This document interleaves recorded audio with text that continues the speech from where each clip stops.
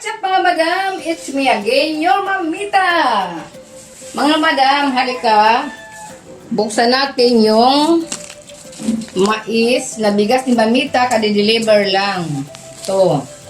Mga madam, ito, ilalabas na natin.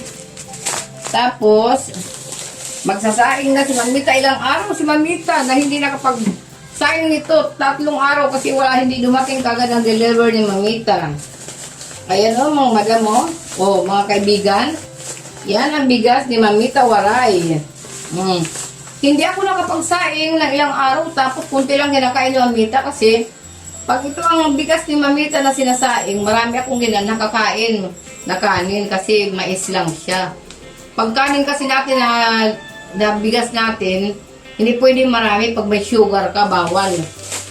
Pero alam niyo mga madam, mula nung kumain ako nito, nagpa-laboratory ako ng isang araw mga madam, mga kaibigan, alam niyo, kunti, ano lang yung sugar ko, negative lang. 1 year na akong naganyan, na negative ang sugar ko. Kasi mula nung ito ang kanin ko. Papayo lang sa inyo ni Mamita, kung may mga taas ang mga cholesterol nyo, sugar, magmais na bigas na lang kayo para hindi na kayo problema.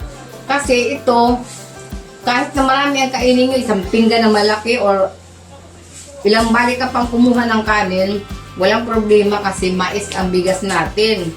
Dito sa bahay mga kaibigan, mga ate, kuya, mga madam, mga mamita, dito sa bahay, 2 lang kami kumakain ng kapatid ko. Kasi nagpa-laboratory siya, malapit na rin siya sa sugar kasi yung edad niya, 40 na siya.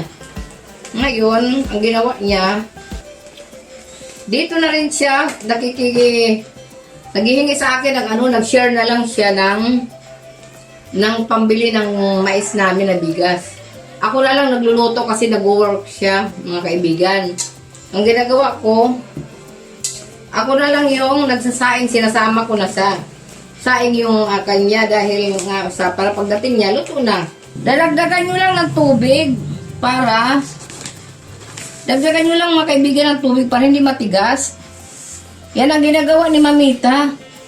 Ayan mga kaibigan, minsan yung 2 takal, na ito, inaabot pa ng umaga sa amin yan. Ang ginagawa ko pag umaga, iniinit ko, tapos inialmusal namin, ulaman na lang. Kasi hindi siya napapanis.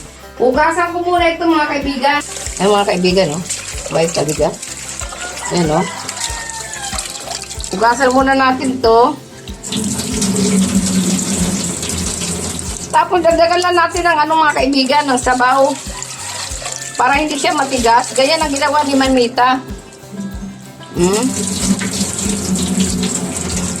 Dagdagan lang natin siya ng sabaw.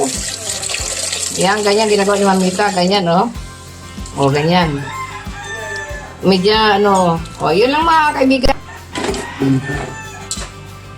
Ito naman. Isa lang na natin mamaya. Pakita ko kung ano lang itsura ng kanin. Ito lang minapalit.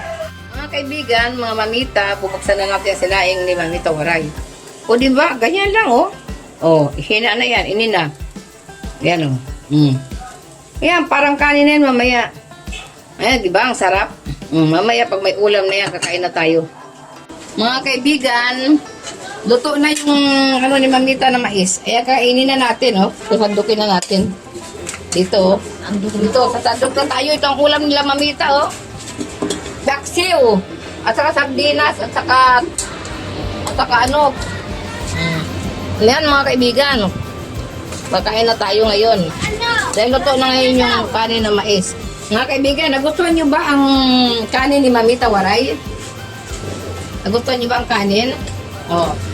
Yun lang mga madam, kung gusto nyo na bumaba mga sugar nyo, yun na lang, magluto na lang kayo ng kanin na mais.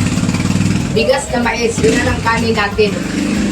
Kaya, yun lang may sa iyo ni Mamita, may tutulong. Kaya, yun lang mga madam, huwag nyo lang kalimutan, i-subscribe, i-follow, i-share ang video ni Mamita. Bye!